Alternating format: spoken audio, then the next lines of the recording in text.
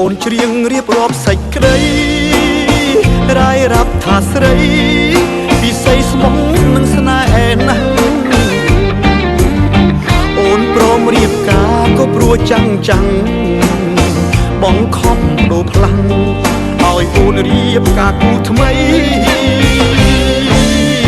វាចាំងគំរិលពេកណាស់ទៅហើយអោសង្សារអើយមិនបាច់អូនប្រឹងបំភ្លៃបើជ្រឹងយកគេរៀបការចុងថ្លៃតែសូមចិត្តស្រីកុំក្រឡៃដាក់ចាំងទុំបងដឹងបងក្រគេមានដល់កស្រីល្អគិតថាស័ក្តិសមយកលេសផ្ដេសផ្ដាំចោលដាក់ចាស់ទុំហើយថែមចោលព្រំលីក្រិតអរគុណពីមុនដែលស្រឡាញ់បងកុំព្រួយនួនល្អថាបងទៅរំខានស្រីពីសងសាក្រជូនបងពិសីសូមឲ្យរូបស្រីចរណៃអូនបានសុខខា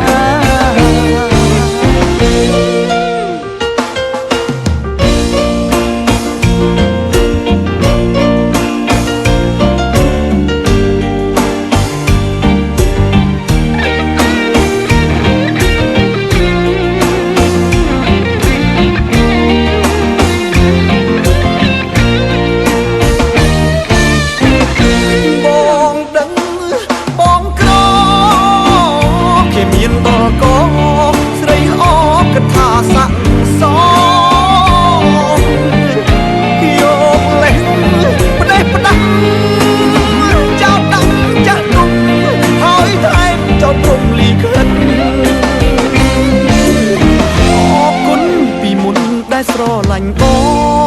ងកុំព្រួយនួនល្អថាបងទៅរំខានស្រី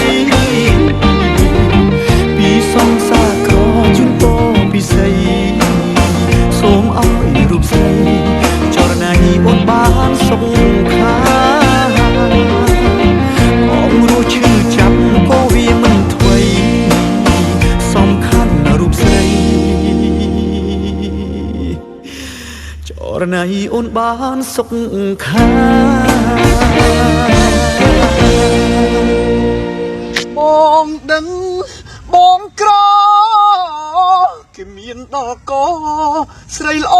គិតថាស័ក្តិសមយកលេងផ្ដេសផ្ដាចាស់ដាំចាស់ទុំហើយថែមចោតព្រំលីខិតអរគុណពីមុនដែលស្រឡាញ់បងកុំព្រួយនួនល្អថាបងទៅរំខានស្រីពីសងសាក្រជូនបងពិសី